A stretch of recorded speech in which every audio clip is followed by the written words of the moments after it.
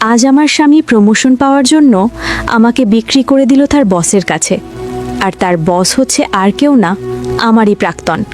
আজ দুপুরে কাজ করছিলাম, আমার হাজবেন্ড পিছন থেকে জড়িয়ে ধরে কানের কাছে বলল, আজ বাইরে ঘুরতে যাব, সারা বিকেল ঘুরে হোটেলে রুম নিয়ে থাকব, রেডি থেকো পাগলি, এই বলে চলে গেল।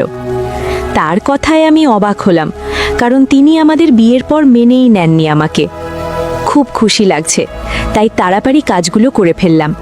কাজ শেষ করে আয়নার সামনে গিয়ে নিজের সাথে নিজেই কথা বলতে লাগলাম। হঠাৎ একটা মেসেজ আসলো, তিনি দিয়েছেন। মেসেজটি, একটু সুন্দর করে সাজবে, আর বেডের কোণায় একটা ব্যাগ রাখছি, তার মধ্যে শাড়ি রেখেছি, পরে নিও। আমি তাড়াতাড়ি ব্যাগটা নিলাম। ব্যাগ খুলে দেখি নীল শাড়ির ওপর গোল্ডেন কালারের কাজ করা। শাড়িটা এত ভালো লাগলো যে বোঝাতে পারবো না। তার প্রথম গিফট এটা। খুব যত্ন করে শাড়িটা পরলাম। ম্যাচিং কানের দুল, চুড়ি, নেকলেস আর চোখে কাজল, চুল ফুলিয়ে বাঁধলাম। আমি রেডি হয়ে আয়নার দিকে তাকিয়ে আছি, কোনো কিছুর কমতি আছে কিনা সেটা দেখছি। তিনি পিছনে এসে দাঁড়ালেন। নীলিমা, তোমাকে তো অত্যন্ত সুন্দর লাগছে, এবার চলো, বেরোতে হবে, নয়তো লেট হয়ে যাবে। আমিও বেরিয়ে পড়লাম। অনেক জায়গায় ঘুরলাম। মাসি বিকেল গড়িয়ে রাত হয়ে আসলো। একটা হোটেলে নিয়ে গেল আমাকে। অনেক সুন্দর পরিবেশ, রুম ছিল আমাদের দুজনের জন্য। গিয়েই তো আমি সফট, কারণ বেডে ঋতব্রত বসে আছে, মানে আমার প্রাক্তন। স্যার, দিয়ে গেলাম, আমার দিকটা একটু ভাববেন। প্রমোশন নিয়ে আপনি কোথায় যাচ্ছেন, আর উনি এখানে কেন? স্যারের কাছে জিজ্ঞেস করে নিও। চলে গেল, গেট আটকিয়ে। আমিও গেট ধাক্কা দিতে লাগলাম। আমার এক অজানা ভয় কেঁপে উঠল বুকটা। ঋতব্রত বলল, দরজা ধাক্কিয়ে লাভ নেই, 3 কোটি টাকার বিনিময়ে তোমাকে আমার কাছে বিক্রি করে গেছে তোমার হাজব্যান্ড। কথাটা যেন বুকে এসে লাগলো। কি বলছেন আপনি? ঠিকই বলছি। কার সাথে বিয়ে করলে অনিক, যে তোমাকে শুধু প্রমোশন পাওয়ার জন্য তার বসের কাছে বিক্রি করে দিল? ছি ছি। কথাটি আমার চারিদিকে ঘুরে ঘুরে বলতে লাগলো। আমার যেন দম বন্ধ হয়ে আসছে, চোখ দিয়ে টপ টপ করে পানি পড়ছে। নিজেকে আজ বোকা মনে হচ্ছে। ছি, কাকে ভালোবাসি আমি? না, প্রথম ভালোবাসা ঠিক ছিল না, প্রথম বিয়ে। তারপর বলতে লাগলো, সেদিন যদি আমাদের বন্ধুদের খুশি করতে, তাহলে কিছুই হতো না। আর কি জানো নীলিমা, আমি তোমাকে টাচও করব না, কারণ আমি জানি আজকের পর তোমাকে আমার কাছেই আসতে হবে। তখন ইচ্ছে মতো না হয়। নিকৃষ্ট হাসি দিয়ে হাসতে লাগলো। আজকের পর থেকে এই দরজা বেরোলে তুমি হবে নষ্টমী, শুধু সময়ের অপেক্ষা। এই বলে ঋতব্রত চলে গেল, কিন্তু কাল সকালের আগে আমাকে ছাড়বে না। আসলে সময়টা ছিল কলেজ লাইফের। তখন সে ভালো মানুষের অভিনয় করে আমার সাথে রিলেশনে জড়ায়। এইভাবে কলেজ থেকে ভার্সিটিতে গিয়ে তার আসল রূপ দেখতে থাকি। একদিন তো মেসেজের মাধ্যমে তার কুরুচির প্রমাণ দেখান। তিনি তার বন্ধুদের সাথে ফুর্তি করতে বলেন। আমি রাজি হইনি। সেজন্য আমাকে যেখানেই পাবে মেরে দেবে। আমি বাঁচার জন্য বাড়ি থেকে বেরোনো বন্ধ করে দিই। তারই মধ্যে আমার বিয়ে ঠিক হয় অনিকের সাথে। ঋতব্রতর হাত থেকে বাঁচার জন্য আমি রাজি হতে বাধ্য হই, কিন্তু আজ এই পরিস্থিতির শিকার হলাম। আমি বিয়ের পর জানতে পারি আমার হাজবেন্ডের চরিত্র ভালো নয়। বিয়ের পরও বেডরুমে অনেক মেয়ে নিয়ে এসেছে আমার চোখের সামনে, কিন্তু আমি নিশ্চুপ। সৎ মা থাকলে তো এরকম পরিবারেই আমাকে বিয়ে দেবেন। আমি ওপরওয়ালার কাছে কান্না করতে থাকি, যাতে তিনি ভালো হয়ে যান এবং আমাদের সম্পর্ক যাতে নষ্ট না হয়। কিন্তু আজ তা হিতে বিপরীত হলো। কলঙ্কিত হয়ে গেলাম। অন্যায় না করেও শাস্তি পাচ্ছি। সকালে ঋতব্রত আমার শ্বশুরবাড়ির সামনে নামিয়ে দিল। শ্বশুরবাড়িতে পা দিতেই শাশুড়ি বললেন, কলঙ্কিনী, অন্যজনের সাথে রাতে মুখ পুড়িয়ে বাড়িতে পা দিবি না। বুঝলাম, লোকটা নিজের দোষ ঢাকতে আমার ওপর দোষ চাপিয়েছে। আমাকে ঘাড় ধাক্কা দিয়ে বের করে দিল বাড়ি থেকে। ফোন করে বাপের বাড়ি থেকে বলে দিল, বাপের বাড়ির মুখ হলেই আমাকে মেরে ফেলবে। সবই ছেড়ে দিলাম ওপরওয়ালার ওপরে। আমি পুরো নিঃস্ব। হঠাৎ ফোনে মেসেজ আসলো ঋতব্রতর নাম্বার থেকে, তোমাকে আমার কাছেই পরাধীনতার স্বীকার করতে হবে নীলিমা। আমিও মনে মনে বাধা পড়লাম, মরে যাব তারপরেও নিজেকে কলঙ্ক করব না। হঠাৎ একটা ছেলে এসে বলল, গাড়িতে ওঠেন। আমি বেশ অবাক হয়ে গেলাম। চিনিও না, সে কে? না, আর কারোর ওপর বিশ্বাস কিছুতেই করব না, এই বলে হাঁটতে লাগলাম। তিনি আবার বলল, না হলে আমার নাকি বিপদ হবে। কিসের আর বিপদের ভয়? যা বিপদ তা তো হয়েই গেছে, আর পিছনে তাকালাম না। তিনি পিছন থেকে এসে ঘাড়ে কি যেন ফুটিয়ে দিল। আমি সাথে সাথে অজ্ঞান হয়ে গেলাম। তারপর আমার আর কিছু মনে নেই। যখন জ্ঞান ফিরল তখন সুনয়না আন্টিকে দেখলাম এবং তাকে জড়িয়ে কাঁদতে থাকলাম। আমার কান্না দেখে সুনয়না আন্টি বিভ্রান্তে পড়ে গেলেন। বারেবার জিজ্ঞেস করছে, কি হয়েছে তোর? শুনলাম তোর স্বামী নাকি তোকে ডিভোর্স দিয়েছে। আমি এবার কিছুটা চমকে উঠলাম। সুনয়না আন্টি জানলো কোথা থেকে? কান্না কোনো রকম থামিয়ে তার থেকে দূরে সরে আসলাম। আন্টি বলল, কি হয়েছে তোর, বল মা। আমি চুপ। আন্টি বলল, তুই তো আগেই আন্টিকে সব বলতিস, এখন কেন চুপ করে আছিস? আন্টিকে যদি সব বলে দিই তাহলে তিনিও তো আমাকে কলঙ্কিনী বলে তাড়িয়ে দেবে। এই নিকৃষ্ট মানুষগুলো তো আমাকে শেষ করে দেবে। যেভাবেই হোক একটা আশ্রয় পেয়েছি, সব বলবো না, অল্প কিছু বলি। কি হলো বল। তুমি তো জানো আমার পোড়া কপালের কথা। আমার স্বামী আমারই চোখের সামনে অন্য মেয়েকে নিয়ে রাত কাটিয়েছে। আরও অনেক কারণ আছে আন্টি, যা আমি প্রকাশ করতে পারবো না। বাপের বাড়ি থেকে সাফ মানা করে দিয়েছে ওখানে না যেতে। সৎ মা নাকি আমায় মেরে ফেলবে। আমি কোথায় যাব এখন? আন্টি বলল, আমি থাকতে তুই কোথায় যাবি? আমার কাছে থাকবে। কিন্তু আমি এখানে কিভাবে আসলাম? একটা ছেলে রুমে প্রবেশ করলো। মনে পড়ল, এ তো সেই ছেলে যে আমাকে অজ্ঞান করে কোথায় যেন নিয়ে গেল। কি উনি? নিমেষেই আবার বুকের মধ্যে ভয় হওয়া শুরু হলো। ছেলেটি বলল, আমি এনেছি আপনাকে। আপনি কে? আরে এই আমার ছেলে, যার সম্পর্কে তোর কাছে গল্প করেছি। এই তো কয়েক মাস হলো এসেছে। আমি অসুস্থ ছিলাম, তোকে দেখতে ইচ্ছে করছিল, তো অনেক খুঁজেছি কিন্তু পাইনি। হঠাৎ তোকে রাস্তায় পাগলের মতন ঘুরে বেড়াচ্ছিলে, তাইও তোকে অজ্ঞান করে নিয়ে এসেছে। ও, তো তোমরা কেমন করে বুঝলে আমার ডিভোর্স হয়ে গেছে? ছেলেটি বলল, আসলে আপনি অজ্ঞান থাকাকালীন আপনার ফোনে অনেক বলে একজনের ফোন আসে। আমি রিসিভ করি কিন্তু কথা বলি না। উনি অনর্গল ডিভোর্সের কথা বলে দেন। এই হলো আমার পোড়া কপাল। এজন্যই বলে কোনো কিছু বিবেচনা না করে কোনো কাজ করা উচিত নয়। তুই রেস্ট নে। ওনারা চলে গেলেন। আমার কি করা উচিত আমি বুঝতে পারছি না। সব কি বলে দেব আন্টিকে? কিন্তু তারা যদি ভুল বোঝে তখন কি হবে? আমার এসব ভাবতে ভাবতেই আমার মাথা ব্যথা প্রচণ্ড আকারে শুরু করলো। আসলে ঋতব্রতর সাথে সম্পর্ক চলাকালীন সুনয়না আন্টির সাথে পরিচয়। একটা ছোট অ্যাক্সিডেন্ট হয়েছিল, তো সুনয়না আন্টি আমাকে হাসপাতালে নিয়ে আসেন। আর আস্তে আস্তে গভীর থেকে গভীরে চলে আসে আন্টির সাথে সম্পর্ক। আমার মা নেই, সৎ মা আবার কতটা ভালো হয়। তিনি আমাকে মায়ের আদর দিয়েছেন। প্রায় সময় কলেজ থেকে আন্টির কাছে চলে আসতাম, তার সাথে অনেক কথা। আন্টি অনেক সুন্দর রান্না করতে পারেন, তিনি শিখিয়েছিলেন। আবার অনেক সময় বাড়ি থেকে খাবার জুটতো না আমার কপালে, তিনি খাইয়ে দিতেন। কেমন জানি মুখ দেখে বুঝতে পারেন আমার কিছু হয়েছে। তিনি আমাকে ঋতব্রতর আসল চেহারা দেখাতে সাহায্য করেছেন।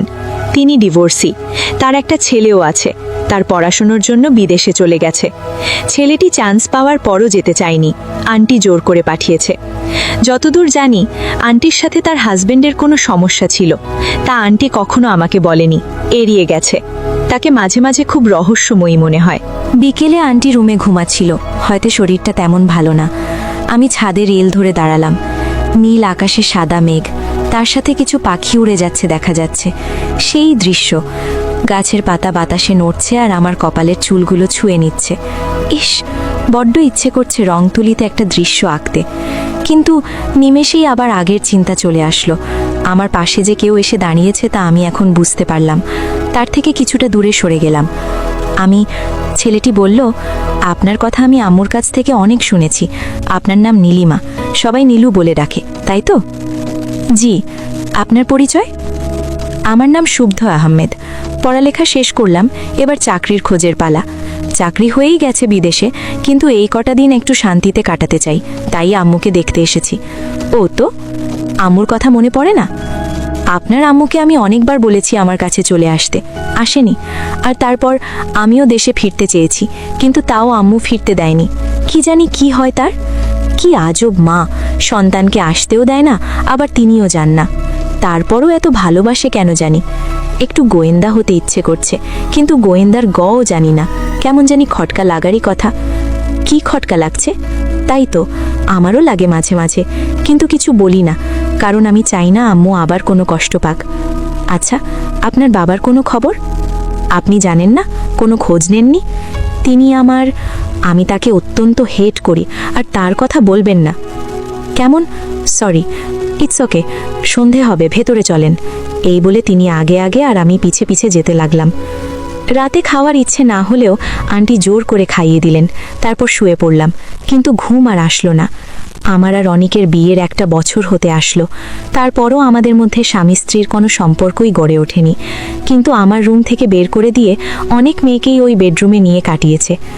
আন্টির সাথে বসে গল্প করছি, এমন সময় আন্টির ছেলে শুদ্ধ আসলো। তখনই কলিং বেল বেজে উঠল। আমার বুকের মধ্যে কেমন জানি অনুভূতি হলো। অনেক বা ঋতব্রত, এরা কেউ না তো? আমাকে ভুল প্রমাণ করে দিয়ে কুরিয়ার আসলো, তাও আবার ডিভোর্স পেপারের। আমি থমকে গেলাম। কি করব? 1 বছরের সম্পর্ক এভাবে মাটিতে মিশিয়ে দেব, নাকি ক্ষমা করে দেব? যে হাজব্যান্ড নিজের প্রমোশন পাওয়ার জন্য বসের কাছে বেচে দিতে পারে, তাকে অন্তত ক্ষমা করা যায় না। আন্টি ডিভোর্স দেওয়ার জন্য বলে দিল। সে কিছুটা জানতো, কিন্তু শেষের খবরটা আর জানতো না। আমিও আর ক্ষমা করলাম না। একটা জেদ উঠে শেষ করে দিলাম 1 বছরের সম্পর্ক। একটা সাইন করে ডিভোর্স দিয়ে দিলাম অনিককে। 2 দিন হচ্ছে খাওয়া দাওয়ায় অনেক অরুচি হয়েছে। ঋতব্রতর ফোন আর মেসেজের জন্য শুদ্ধকে দিয়ে সিমটা পাল্টে ফেললাম। অনিকের সাথে এখন টোটালি কথা বলা বন্ধ। এখন নিজেকে বাঁচার উপযোগী করতে হবে। তাই শুদ্ধকে বললাম আমাকে একটা চাকরি ম্যানেজ করে দিতে। কিন্তু আন্টি এতে মানা করছে। কোনোভাবেই বোঝাতে পারছি না আমি তাকে। সে চায় আমি মেয়ের মতন তার পাশে থাকি, কিন্তু এই কথাটা আমার সায় দিচ্ছে না। শুদ্ধ আন্টিকে বোঝাতে পারল না, তাই এখন বাড়ির রান্নার কাজটা আমি নিয়েছি, কারণ আন্টি এখন অনেক অসুস্থ। বিকেলে বসে বসে ফোন দেখছি। নিউ ফেসবুক আইডি খুললাম, আগেরটা ডিলিট করে দিলাম। হঠাৎ আন্টি এসে হাজির, আমার পাশে বসলো। কিছু বলবে কি? কিভাবে বলবো? আরে এত সংকোচ বোধ করছো কেন বলো? তোর একটা বিয়ে করা দরকার নীলু। খেয়ে বিয়ে করবে? একজন ডিভোর্সি মেয়েকে একজন রাজি হয়েছে, কিন্তু তুই রাজি হ। মা, একটা মেয়ে একা থাকতে নেই। তুই এখন অল্প বয়সী, কখন কি হয়ে যায় কে জানে। কিন্তু আন্টি, আমি আর বিয়ে করতে চাই না।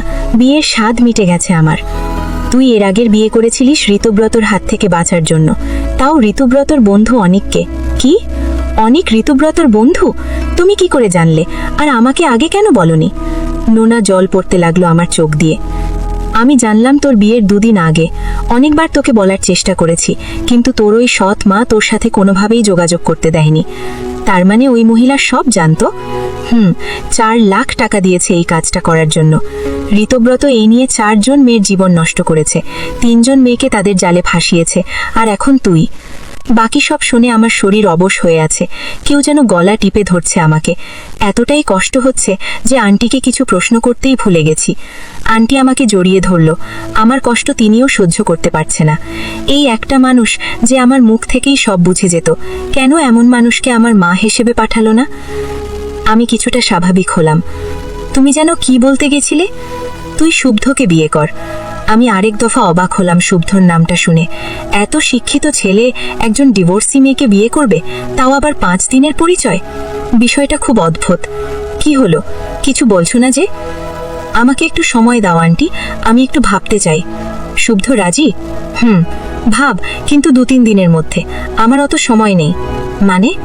আরে শুদ্ধ আবার বিদেশে যাবে না, তাই। আচ্ছা তুই চিন্তা কর, আমি শুদ্ধকে কফি দিয়ে আসি। আচ্ছা, এই বলে চলে গেল আন্টি। আমার মাথায় হাজার চিন্তার ছাপ দিল। আমার সাথে যা যা হয়েছে তা তো আন্টি বা কাউকেই বলা হয়নি। এগুলো বললে হয়তো রাজি হবে না। এগুলো বলি তাকে? সে তো আমার সাথে ঠিকমতো কথাই বলে না। যখন সবাই ঘুমিয়ে পড়ল, তখন আমি তার রুমে গেলাম। রুম একবার খটখটাতেই তিনি দরজা খুলে দিলেন। আপনার সাথে কিছু কথা বলার ছিল। ও, আসুন।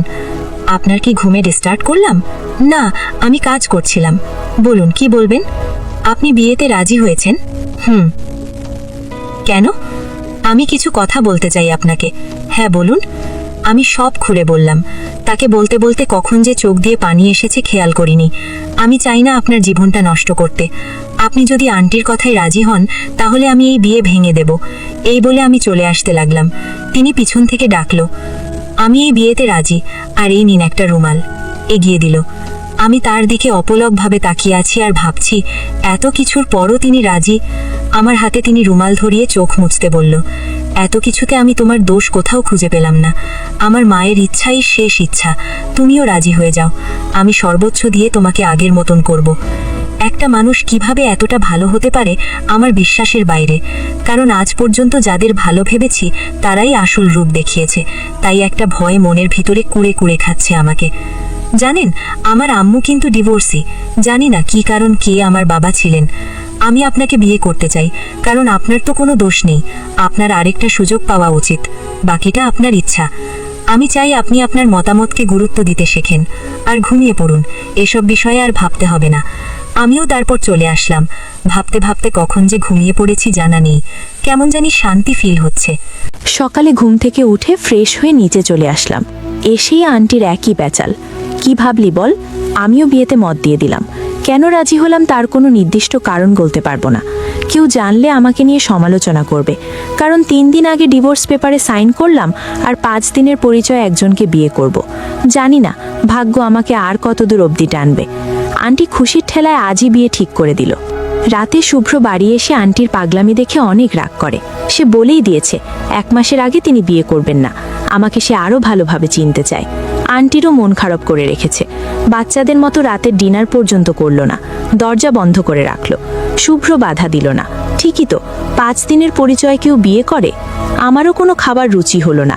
1 গ্লাস পানি খেয়ে রুমে চলে আসলাম। এই কয়েকদিনে বুঝতে পারছি আমি আর আগের মতো নেই। আঘাত পেতে পেতে পাথর হয়ে গেছি। আমি যে অনেক ও ঋত্যব্রতর উপর রিভেঞ্জ নেব অতটা সাহসও আমার নেই, কারণ আমি মেয়ে। হাজার চিন্তা মাথার মধ্যে আসলেও তা বাস্তবায়ন করা খুবই কঠিন। মেয়ে মানেই সব কিছুর আড়ালে লুকিয়ে রাখা, যা ছোটবেলা থেকেই করে আসছি। হঠাৎ গেট খটখটের আওয়াজ আসলো। আমি গেট খুলে দেখলাম শুভ্র এসেছে। আমিও ভিতরে আসতে দিলাম।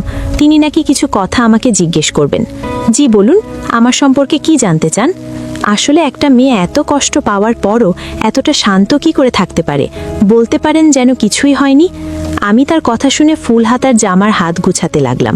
কোনোই পর্যন্ত উঠিয়ে তাকে দেখালাম। তিনি আমার হাত দুটো দেখে অবাক ভঙ্গিতে তাকিয়ে আছে। এগুলো কিভাবে হয়েছে আপনার? আপনাকে তাহলে পুরো ঘটনাটা বলি। পূর্ণিমার রাতে হঠাৎ আমার মায়ের প্রসব ব্যথা ওঠে। তখন কিছু কুসংস্কার ছিল। এই রাতটা নিয়ে কেউ গর্ভবতী নারীকে নিয়ে বাইরে যেতে চায় না। আব্বু যখন বাড়িতে ফেরে তখন অনেকটা দেরি হয়ে গেছিল। খুব তাড়াতাড়ি এসব বিপত্তি সরিয়ে আম্মুকে একটা ক্লিনিকে ভর্তি করা হয়। পরিচিত ডাক্তার ছিল, তিনি আম্মুর ডেলিভারি করেন। কিন্তু আম্মু আর সেই দিন চোখ খুলল না। আমাকে জন্ম দিতে গিয়ে তিনি মারা গেলেন। আব্বু আমাকে সহ্য করতে পারত না, কারণ আব্বুর লাভ ম্যারেজ ছিল। তিনি ভেবেছিলেন আমার জন্যই আম্মু মারা গেছে। তার কিছু মাস পর আব্বুকে জোর করে বিয়ে দেওয়া হলো। মেয়েটা ছিল গরিব, সব মেনেই বিয়ে করলেন আব্বুকে। আব্বু তার কয়েকদিন পরই আর্মিতে যোগ দিলেন, আর আমি বড় হতে লাগলাম। যখন আমি ক্লাস 9-এ পড়ি তখন থেকে সৎ মায়ের অত্যাচার শুরু হলো। আগেই হতো, শুধু দাদুর জন্য কিছু করতে পারিনি। তিনি মারা যান। আমি কোনো অন্যায় করলে একটা শাস্তি ছিল, তা হলো গ্যাসের খুন্তি গরম করে আমার হাতে চেপে ধরত। আমি চিৎকার করলেও ছাড়তো না। তিনি একটা দীর্ঘশ্বাস নেয়ার পর আবার শুরু করলাম। জানেন, হাতের জ্বালার কারণে অনেকবার জ্বর আসতো। আব্বু আমার সাথে কথাও বলতো না। ছুটিতে আসলে আমি ভিতরে ভিতরে পুরে শেষ হয়ে গেছি। আর তারপর আসলো ঋত্যব্রাতর বেইমানি। আমি এর মাঝে একবার সুইসাইড করারও ট্রাই করেছিলাম, কিন্তু আমার বোন শশীর জন্য করতে পারিনি। এখন আমার এক অবস্থা, হাজার অত্যাচার করলেও আমি সবার মাঝে হাসতে শিখে গেছি। আমার জীবনী শুনে আজ আমি কাঁদলাম না, কিন্তু তার চোখের দিকে তাকিয়ে দেখলাম কয়েকবার গড়িয়ে পড়েছে পানি। তিনি আর 1 সেকেন্ডের জন্য আমার রুমে দাঁড়ালেন না, কারণ আমি বুঝতে পারলাম নয় হয়তো এখনও তিনি আমাকে ঘৃণা করবেন। সেই রাতেও আমার চোখে ঘুম নামক জিনিসটা আসলো না। আচ্ছা, আমি সত্যি অপয়া না হলে এত কষ্ট আমাকেই কেন দেখে? সকালে ঘুম ভাঙল দরজা খটানোর শব্দে। তাড়াতাড়ি উঠে দেখি আন্টি। তিনি একটা নতুন জামদানি শাড়ি আর কিছু জুয়েলারি আমাকে দিয়ে জলদি পরে আসতে বললেন। আমি কিছুই বুঝলাম না। তাকে কিছু বলার আগেই তিনি ছুটলেন। বিছানায় কিছুক্ষণ বসে চিন্তা করলাম কেন এমন করলো। তারপর বাথরুমে গিয়ে ফ্রেশ হয়ে শাড়ি গহনা পরে নিলাম। এবার নিচে যাব, কেমন জানি লাগছে। হাজার সংকটবোধ দূর করে নিচে গিয়ে আমি অবাক, কারণ শুভ্র বরের বেশে বসে আছে। পাশে যত সম্ভব কাজী। আন্টি মিষ্টি রাখলেন, আমাকে দেখে নিচে নামিয়ে আনলেন এবং শুভ্রর পাশে বসিয়ে দিলেন। শুভ্রর দিকে তাকালাম, তিনি একটা মুচকি হাসি দিলেন। সকাল সকাল করে বিয়েটা সম্পূর্ণ হয়ে গেল। আমার যে শুভ্র 1 মাস টাইম নিয়েছিল, সেই শুভ্র একটা দিনও যেতে পারল না, বিয়ে করে নিলেন। একবারও জানানোর প্রয়োজন বোধ করলেন না। আন্টি তো মহা খুশি। সকালে বিয়ের কারণে আমি চেঞ্জ করে আন্টির হাতে হাতে কাজ করতে লাগলাম। কেমন জানি আজব লাগছে। কিছুক্ষণ পর নিজের রুমে এসে গেট বন্ধ করে দিলাম। বুকের মধ্যে যেন ছিঁড়ে খাচ্ছে। এখন কেন মনে হচ্ছে বিয়েটা না হলেই ভালো হতো। আমি অনেককে যে বড্ড ভালোবাসি। যতই তিনি আমার প্রাক্তন হোক না কেন, হাজার অন্যায় করুক না কেন, ভালোবাসায় ধোঁকা পাওয়ার পরও আবারও কাউকে ভালোবেসেছিলাম। আমি আজ সেই দিনের মতন কষ্ট হচ্ছে। সেই দিন রাতে অনেক তার রুম থেকে ধাক্কা দিয়ে বের করে দেয়। সেখানে অন্য নারীর সাথে সারা রাত কাটায়। তার দরজার পাশে আমি বসেছিলাম। না, আমি তো কম চেষ্টা করিনি তাকে পাওয়ার, সংসারটা টেকানোর। কেন সবসময় সংসার টেকানোর ভার মেয়েদেরকেই দেওয়া হয়? কেন মানিয়ে নিতে শিখিয়ে দেয়? এসব ভাবতে ভাবতে বিছানার সাথে শরীর এলিয়ে দিলাম। তার কিছুক্ষণ পর ঘুমের দেশে পা রাখলাম। আজ সব ক্লান্তি এতই ছিল যে যখন ঘুম ভাঙল তখন বিকেল। বাইরে আন্টি টেনশনে পাগল হয়ে উঠেছে। শুভ্র বাড়িতে ফেরেনি। আমি গেট খুলে আন্টির কাছে যেতে না যেতেই তিনি ছটপট করে উঠলেন। খুব কষ্টে সামলালাম। রাত হয়ে গেল, এখনও তার আসার নাম নেই। আর আন্টি তার রুমের পরিপাটি করে দেখছেন বাসর রাতের জন্য, যেটা শুনতেই আমার ঘৃণা হতে লাগলো কেন জানি। তিনি 12টায় ফিরলেন। আন্টি চিৎকার শুরু করলো তার ওপর। তারপর রুমে আসলো। আমি বসেছিলাম। তিনি একটা বালিশ আর একটা কাঁথা সোফায় রাখলো আর বলল, হয়তো এখন আমরা স্বামী স্ত্রী, কিন্তু আমি জানি তোমার মনের অবস্থাটা কেমন চলছে। আমি তোমার ওপর অধিকার সেদিনই দেখাবো যেদিন তোমার মনে আমি জায়গা করে নিতে পারবো। এই বলে তিনি সোফায় শুয়ে পড়লেন। তার এসব কথায় আমিও স্বস্তি পেলাম, একটু হালকা লাগছে। হঠাৎ মাথায় এলো, আচ্ছা ঋত্যব্রতর বিষয়ে আন্টি এত কিছু জানলো কিভাবে? আর কিভাবে বুঝলো ঋত্যব্রত মহিলাটাকে 4 লক্ষ টাকা দিয়েছে যাতে অনিকের সাথে আমার বিয়ে দিয়ে দেয় না? কিছুতেই আমার হিসাবটা মিলছে না। কাল সব জানতে হবে আন্টির থেকে। আন্টির গেট কখন থেকে ধাক্কাচ্ছি, কিন্তু কোনো সাড়া শব্দ না। আমি শুভ্রকে এসে সব বললাম। তিনিও কয়েকবার ধাক্কালেন। এবারেও কোনো সাড়া শব্দ পাওয়া গেল না। শুভ্র এবার অস্থির হতে লাগলেন। তিনি সিদ্ধান্ত নিলেন গেট ভাঙবেন। যেই বলা সেই কাজ। জোরে ধাক্কাতে ধাক্কাতে কিছুক্ষণ পর গেট খুলে গেল। গেট খুলে যা দেখলাম তা নিজের চোখে বিশ্বাস করতে পারছি না। চোখ দিয়ে পানি পড়তে লাগলো। কেন আমার সাথেই এমন হয়? শুদ্ধ চিৎকার দিয়ে ভিতরে ছুটে গেল। আন্টির শরীর একদম ঠান্ডা। শুদ্ধ কান্নায় ভেঙে পড়ল। আমার চোখ দিয়ে পানি পড়তে লাগলো অনবরত। কেন করলো সুইসাইড? আন্টি, তার মানে এই কাজ করার জন্যই আমার আর শুদ্ধর বিয়েটা এত তাড়াতাড়ি দিল? সেদিনের কথাই হুট করে মনে পড়ল। আমার হাতে বেশি সময় নেই। এই কথার দ্বারা এটা বোঝানোর চেষ্টা করলেন, আর আমি বুঝতেই পারলাম না। ইতিমধ্যে প্রতিবেশীরা খবর পেয়ে দেখতে এলো। সবার মুখে একই কথা, আন্টি তো অনেক ভালো মানুষ ছিল, এমন কাজ কেন করলো? ছেলেটা এতটাই কষ্ট পেয়েছে যে এখনো পর্যন্ত একটা কথাও মুখ থেকে বের করেনি। বিয়ের পরে যদি জানতে পারে তার মা সুইসাইড করেছে, তাহলে তার কতটা ধাক্কা লাগতে পারে। সবাই চলে যাওয়ার পর আমি আন্টির রুমে গিয়ে আন্টির একটা ছবি ধরে কাঁদতে লাগলাম। হঠাৎ টেবিলের ওপর একটা কাগজ দেখতে পেলাম। কাগজে লেখা ছিল, আমার দায়িত্ব শেষ। নীলিমা মা, তোর ওপর আমি শুদ্ধের দায়িত্ব দিলাম। আমি কেন এই কাজ করলাম তার বলতে পারলাম না। অনেক আগেই কাজটা করতাম, কিন্তু শুদ্ধর মুখ চেয়ে করতে পারিনি। আমি এখন নিশ্চিন্ত। খেয়াল রাখিস ছেলেটাকে, মাফ করিস। এই চিঠিটা পড়ে এখন মাথার মধ্যে কেমন জানি হতে লাগলো। আজ আন্টি মারা যাওয়ার 1 সপ্তাহ হতে লাগলো। ইতিমধ্যে শুদ্ধর মধ্যে অনেক পরিবর্তন এসেছে। এমনিই কম কথা বলতেন, এখন আরও কম বলেন। আঘাতটা যে অনেক গভীরে গিয়ে লেগেছে। ছোটবেলা থেকে ছেলেটি পিতৃহারা, আর এখন মাও নেই। তিনি সিদ্ধান্ত নিয়েছেন আমাকে নিয়ে তিনি বিদেশে ফিরবেন, আর 2-1 দিনের মধ্যেই। আমার খুব একটা ইচ্ছে নেই। আসলে মাতৃভূমির প্রতি তো একটা টান থাকে। একটা একদম অপরিচিত জায়গায় কেমন করে থাকব? তারপর তিনি নাকি ওখানে গিয়ে চাকরিতে জয়েন করবেন। আর তার থেকে বড় কথা, আন্টির একটা স্মৃতি এই বাড়িতে আছে, এটা ফেলে কি করে যাওয়া সম্ভব? কিন্তু কিছু করার নেই। তার ইচ্ছেটাই শেষ ইচ্ছে আমার কাছে তাকে যে আগলে রাখতে হবে। আন্টির শেষ ইচ্ছে মতো বিদেশ যাওয়ার সময় একটা অ্যালবাম আর একটা আন্টির ডায়েরি নিয়ে আসলাম। যখন এর আগে আন্টির সাথে পরিচয় ছিল তখন আন্টি অ্যালবাম দেখাতেন, কিন্তু তার অ্যালবামটা একদমই ছুঁতে দিতেন না। হয়তো বিদেশ গিয়ে তার ডায়েরির কিছু অংশ পড়ে সময় কাটাবো। বর্তমানে শুদ্ধ চাকরি করে খুব ক্লান্ত হয়ে যেত, তাই খাবার খেয়ে ঘুমিয়ে পড়তো, এটাই ছিল তার রুটিন। মাঝে মাঝে রাতে তাকে ফুপিয়ে ফুপিয়ে কাঁদতে শুনেছি। হয়তো তার মধ্যে একটা প্রশ্ন ছিল, কেন করলো এমন মা? আর আমার মধ্যে এতটুকুই পরিবর্তন হয়েছে যে আমরা একে অপরের বেডে ঘুমাই, এর বেশি কিছুই না। এমনি একদিন রবিবার ছুটির দিনে শুদ্ধ ব্রেকফাস্ট করে সোফায় বসে টিভি দেখছে। হঠাৎ তার নজর গেল সেই অ্যালবামে। তিনি টিভি বন্ধ করে অ্যালবাম নিয়ে ঘাটাঘাটি করছেন। তার মায়ের ছবি দেখতেই তিনি বুকে জড়িয়ে কাঁদতে লাগলেন। আমি বুঝতে পেরে তার পাশে গিয়ে বসে তার কাঁধে হাত দিলাম। তিনি আমাকে জড়িয়ে ধরলেন। এই প্রথম তিনি আমাকে জড়িয়ে ধরলেন আর কাঁদতে লাগলেন। আমিও আর বাধা দিলাম না। আমাদের মধ্যে স্বামী স্ত্রী ভাবটা আস্তে আস্তে এখন প্রপারলি আমরা স্বামী স্ত্রী। যে কেউ একজন ডিভোর্সি নারীকে এতটা ভালোবাসতে পারে তা আমার জানা ছিল না। তিনি রাতে বসে ফোন ঘাঁটছেন। আমি এসে বললাম, এখনো ফোন ঘাঁটছেন? আরে একটা গল্প পড়ছি। আপনিও গল্প পড়তে ভালোবাসেন? তুমি? আমিও। আচ্ছা এবার ফোন রাখেন, আর ফোন নাড়াবেন না, চলুন ঘুমান। তুমিও ঘুমাও। সত্যি তো? সরি বউ, চলো আমিও ঘুমাবো। তার এমন কাণ্ড দেখে আমার হাসি পেল। তাকে জড়িয়ে ঘুমিয়ে পড়লাম। আন্টির ডায়েরিটা পড়ে খুবই কষ্ট লাগলো। শুদ্ধের বয়স যখন মাত্র 1 মাস, তখন আন্টি ধর্ষিত হয়। তার জন্য আঙ্কেল আন্টিকে ডিভোর্স দেয়া। অল্প বয়সে এত বড় ধাক্কা পেয়ে আন্টি মানসিক রোগী হয়ে গেছিল। তাকে মানসিক হাসপাতালে ভর্তি করা হয়, আর শুদ্ধকে বড় করে তুলেছিল তার নানু। যখন ওর বয়স 9 মাস, তখন আন্টি সুস্থ হয়ে কিছুটা স্বাভাবিক হয়। তারপরও 2 বার সুইসাইডের চেষ্টা করেছে। ধর্ষণের বিবরণ মনে পড়লে তিনি কখনোই শুদ্ধকে জানতে দেননি, যাতে সে ধর্ষিতা মা হিসেবে চোখে না দেখে। এই দেশে তার মাকে নিয়ে কিছু শুনতে হয়, তাই তাকে বিদেশে পাঠিয়ে দেয়।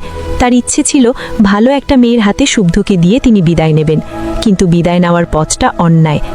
1 বছর পর আমি এখন সংসারী মেয়ে। প্রতি সানডেতে আমার বর আমাকে নিয়ে বাইরে ঘুরতে যায়। শুদ্ধ অনেকটা স্বাভাবিক হয়ে গেছে। এখন আমাদের মধ্যে সম্পর্কটা শুধুই ভালোবাসার। আর বাকি থাকলো অনেক ঋতব্রত আর সৎ মায়ের। আমি তাদের শাস্তি ওপরওয়ালার ওপরে ছেড়ে দিয়েছিলাম। প্রথমে ঋতব্রত ধর্ষণ আর ঘুষের জন্য পুলিশ ধরে নিয়ে গেছিল। তাকে তার ফাঁসি হয়েছে। তার করা অপরাধ আর যে 3টে মেয়েকে নষ্ট করেছে তারাও কেস করেছে, তাই আর দুনিয়া দেখা হলো না। দ্বিতীয়ত, অনেক অ্যাক্সিডেন্টে তার 2 পা হারিয়েছে। সারা জীবন হাঁটার ক্ষমতা হারিয়েছে। এখন সে বোঝা ছাড়া আর কিছুই নয়। আর তৃতীয়ত, বাবা সব কিছু জানার পর সৎমাকে ডিভোর্স দিয়েছেন। আমার বাবা সব ভুল বুঝতে পেরেছে। এখন সেই মহিলা পথে পথে ঘুরে বেড়াচ্ছে। এটাই হচ্ছে নিয়তি। আমাকে কলঙ্কিনী বানাতে গিয়ে তাদের পুরো জীবন শেষ হয়ে গেল। প্রিয় দর্শক, এই গল্পটা আপনাদের কেমন লাগলো তা অবশ্যই একটি কমেন্ট করবেন।